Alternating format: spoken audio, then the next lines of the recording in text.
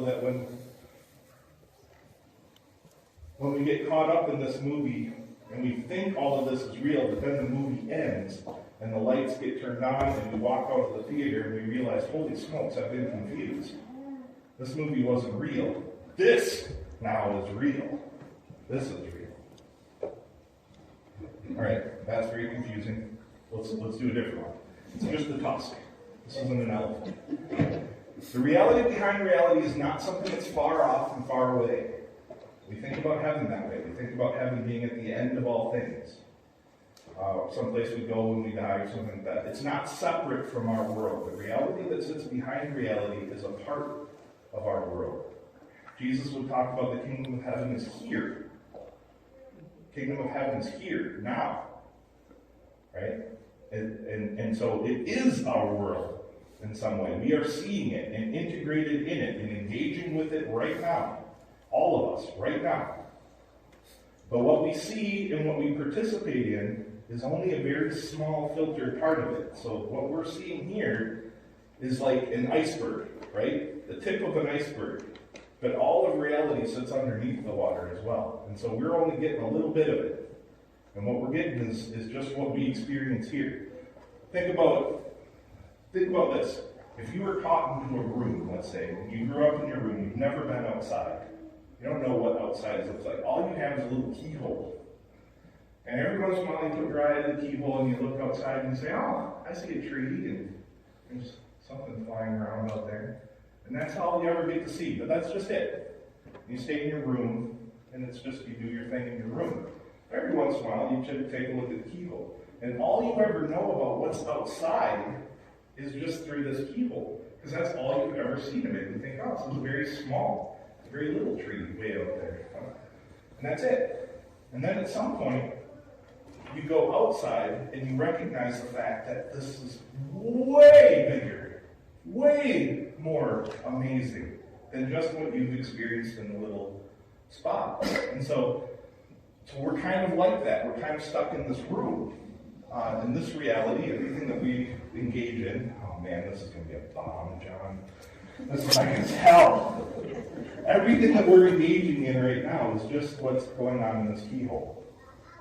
And so there's something greater and bigger and more beautiful and more amazing that sits right outside. And we are not a part of that. We only experience a very little of it. And we get glimpses of it when we're joyful. Those moments of joy and love, right? We get those little glimpses of it in our lives. And then there's other times, but most of the time, we're kind of in the dark in our room and we're struggling with stuff. Or bills keep adding up and whatever things are pressing on us. And we feel the oppression of it. But boy, that keyhole would be beautiful. Wouldn't it be lovely to live up there? And so that's okay. So that's the reality behind reality. We're all living in the closet with a keyhole. Okay, that's just step 2. There's only 4 of these, so don't worry. The reality behind reality is not just complicated. It's somewhat beyond our comprehension. So it's not just like, I haven't done a physics degree, so I don't know physics, but I could if I did, right? It's like a dog trying to figure out TV. Right? Can a dog figure out the whole telecommunication system and cable or satellite systems that bring these images and all the fancy electronics that sit inside a television set? There's no way a dog is going to figure any of that out.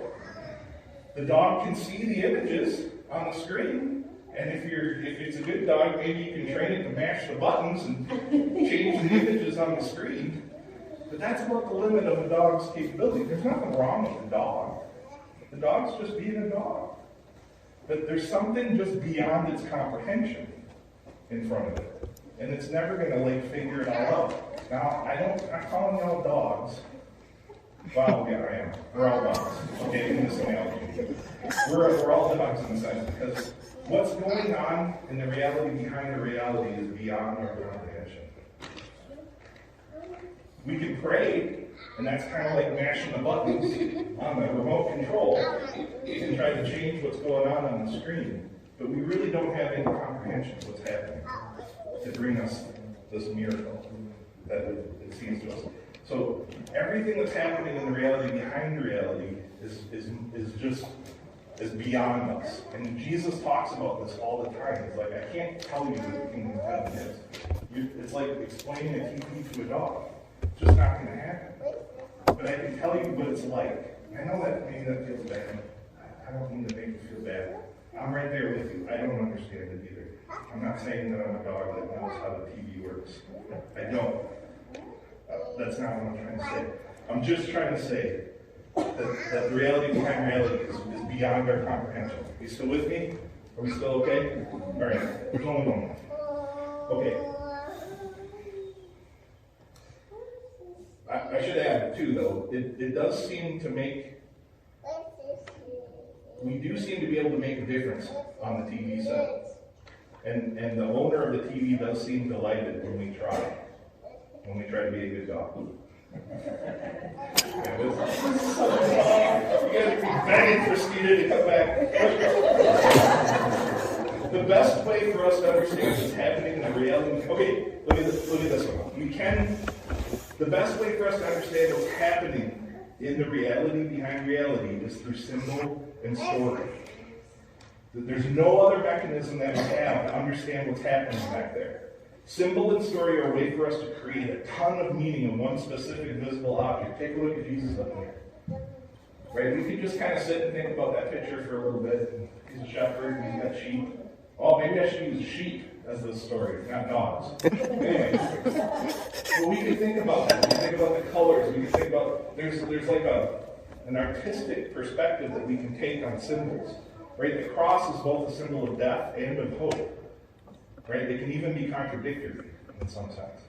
And how does our minds don't work that? There's paradoxes that we can engage in with symbols that we can't when we're just saying words and talking out loud.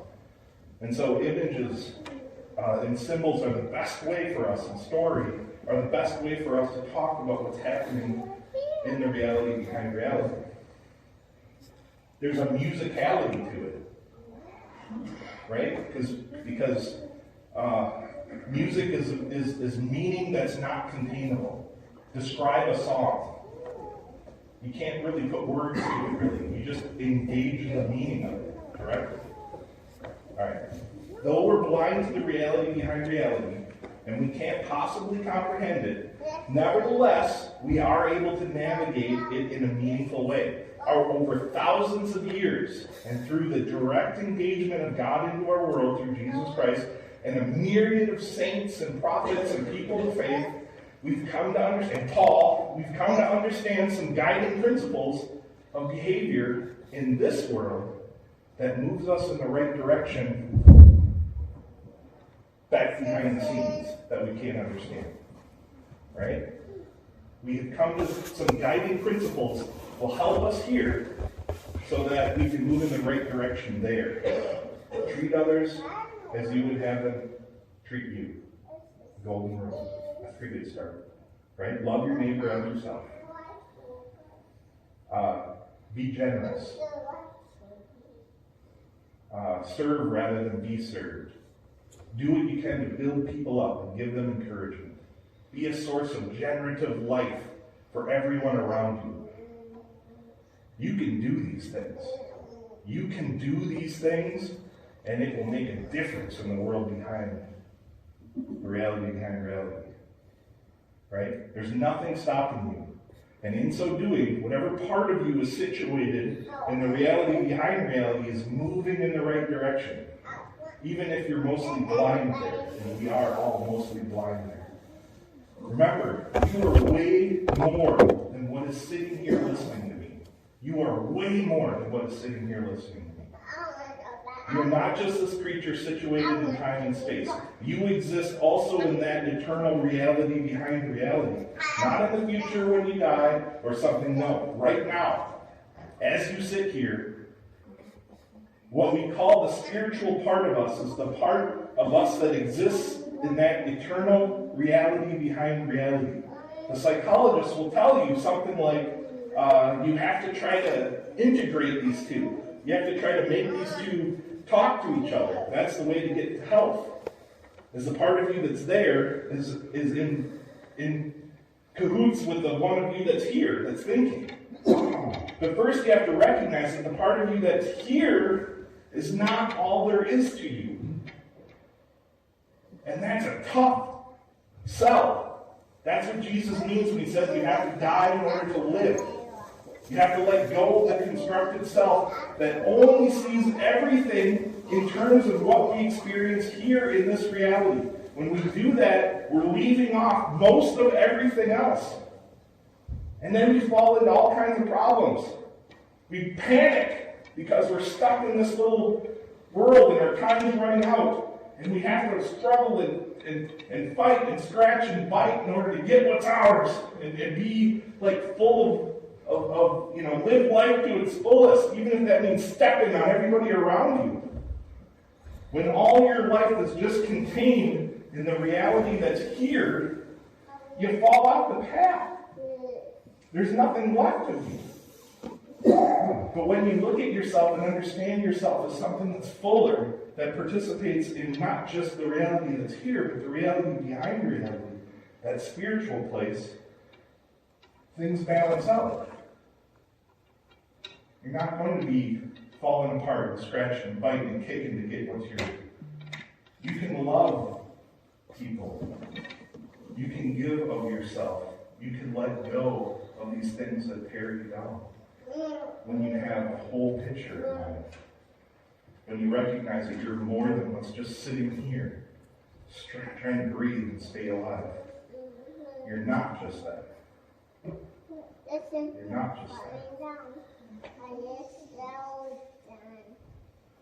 And so, loving fully requires the recognition that we're letting go of that ego part of us that just sits in that place, and it expands into this space where we can give of ourselves and sacrifice. I already mentioned this, but the reality behind reality is not full of harps and beige walls and warm pools of pure peace. It's clearly more complicated than that. There are beings that exist there that are beyond our reckoning. Beings of all sorts, some dedicated to love and peace, others not so. There are real dangers in the reality behind reality. There are real dangers there. When I talk about people falling into pits, you all know what I mean. I use that phrase a lot. People fall into pits. Things like addiction and abuse and so forth. And we experience this all in our world. You know what I mean when I say people fall into pits. I don't mean it literally. I mean in the world, reality behind reality, people are falling into pits. And how that manifests in this world is abuse and addiction and suffering of all sorts. That's not in their control. Or maybe they're getting thrown into pits.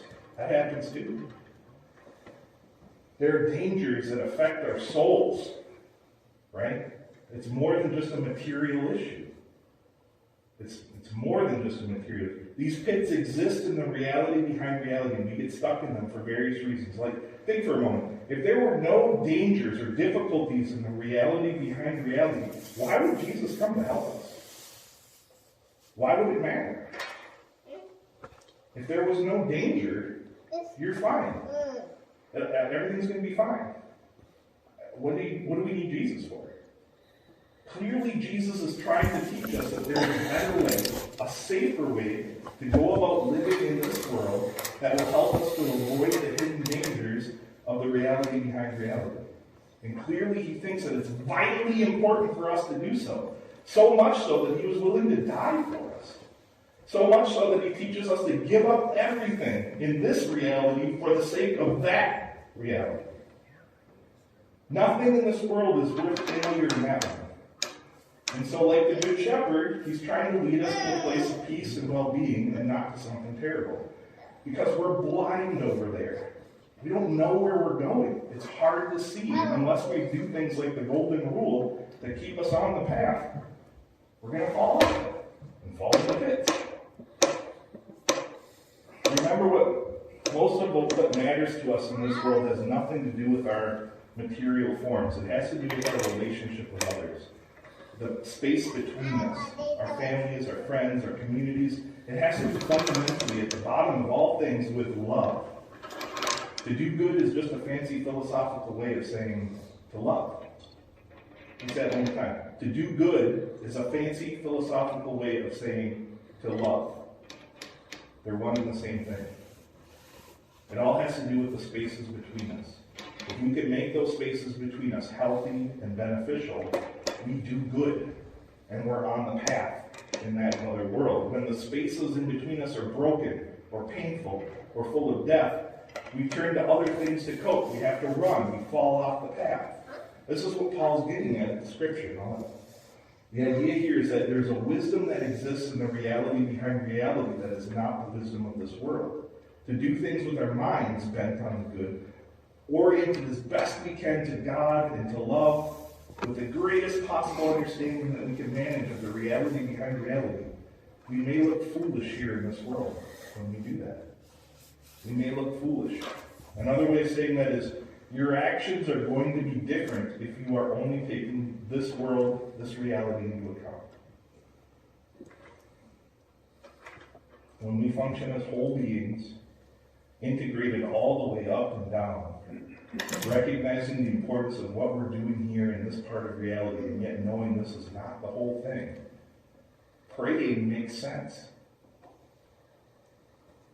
Doing good, even when it's not beneficial in this world, makes sense.